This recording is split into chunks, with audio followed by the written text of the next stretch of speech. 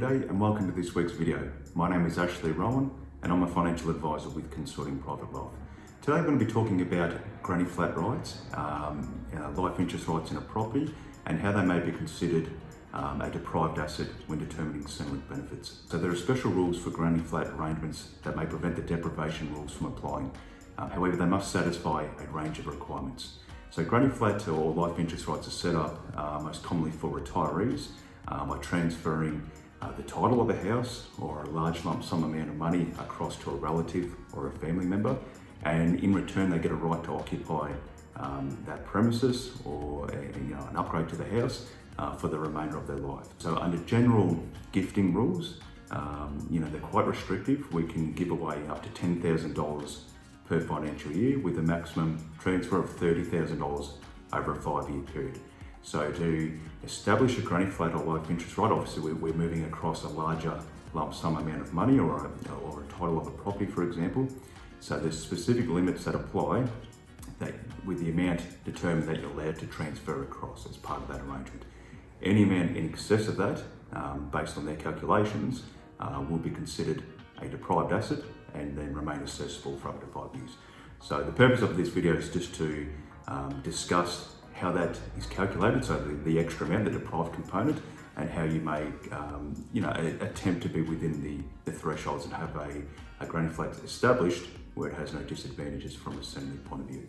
Now, when you establish your granny flat life interest right, Centrelink will apply what's called a reasonableness test to work out if the amount you've transferred across to establish that right exceeds their thresholds, and that amount that exceeds is considered a gift or a deprived asset. Now, the reasonableness test is a calculation based on your age next birthday by the couple rate of combined age pension. So there's a calculation they complete, and as I mentioned, if the value of your the transfer of wealth or the money you've spent on construction costs to build a unit, a granny flat on someone else's property, or to renovate their home, for example, so you can live there the rest of your life.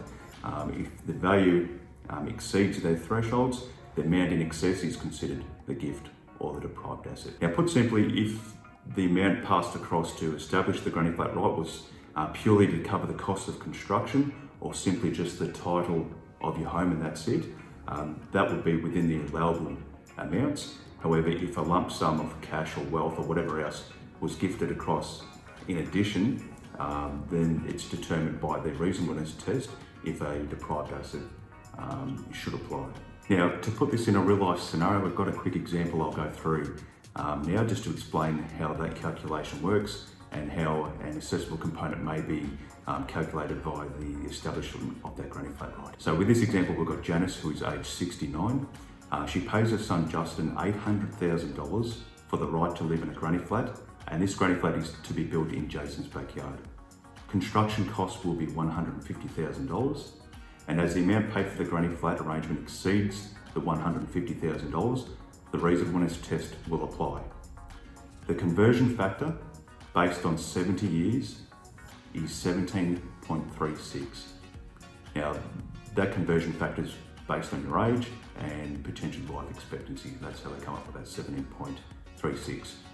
And the annual combined maximum partnered rate of pension at the time of the transfer is $37,340. The reasonableness test is calculated as follows. This $37,340 times 17.36 works out to be just under $650,000. So that's the allowable amount that can be transferred across in order to establish that granny flat right. Now, as we can see, Janice paid her son Justin $800,000. Construction costs were only $150,000. So the amount in excess of the allowable amount, being that $650,000, works out to be approximately $150,000. So that is what's considered the gift, and that is what's going to be considered a deprived asset for up to 5 years when determining Janice's age pension payment. So that's how it looks in a real life scenario. Obviously, with a bit of planning front end, we can determine your allowable amount, and your contribution or transfer of wealth may be within those thresholds. So it's worth having a chat with a qualified financial advisor who can discuss this strategy and give you some figures to implement such a scenario where we can exempt a lot of funds from Centrelink. Thanks for watching the video. I hope the information was helpful.